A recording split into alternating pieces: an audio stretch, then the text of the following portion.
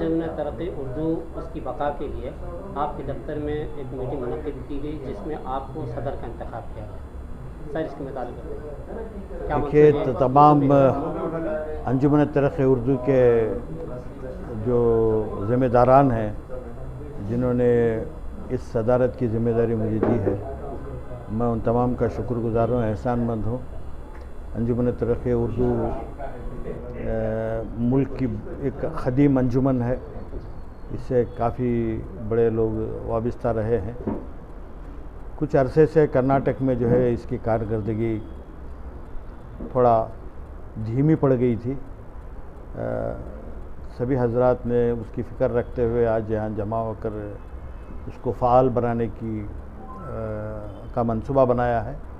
انشاءاللہ آنے والے دنوں میں جو ہے انجمن ترقی اردو اس کے صحیح مقام پہ پہنچے گی اور عروج پہ پہنچے گی، اردو کی بقا کے لیے کام کرے گی.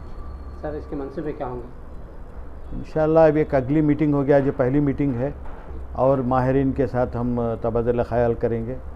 اس کے لیے ایک منصوبہ بنایا جائے گا، کس طریقے سے کام ہونا چاہیے اور کیا کام ہونا چاہیے، ہمارے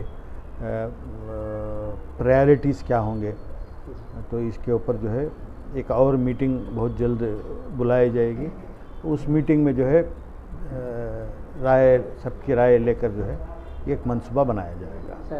صاحب اسی طرح اس کے لیے ریاستی سطح پر کمیٹیاں تشکیل دی جائیں گی کیا؟ بالکل بالکل، سبھی ڈسٹرکٹس اور تعلقات میں جو ہے اس کی شاخیں ہوگی، ضرور ہوں گی.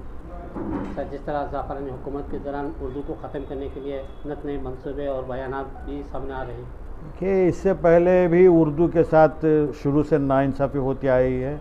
زعفرانی حکومت رہے یا کوئی بھی حکومت رہے، اردو ختم نہیں ہو سکتی. زعفرانی جو سیاسی جماعتیں ہیں ان میں بھی کئی اردو بولنے والے ہیں، سب اردو ہی بولتے ہیں. آج ساری فلم انڈسٹری اردو بولتی ہے لیکن ہندی کا نام لیتی ہے.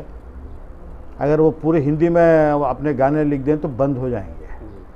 تو اردو کو جو ہے اس ملک میں ختم کرنا ناممکن بات ہے.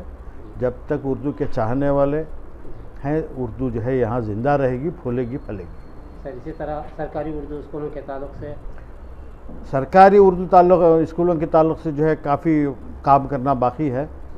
ہم لوگوں نے آج اس کے اوپر بات کی ہے. انشاءاللہ اردو اسکولوں تک اردو اساتذہ جو ہیں ان تک پہنچنے کی کوشش کریں گے.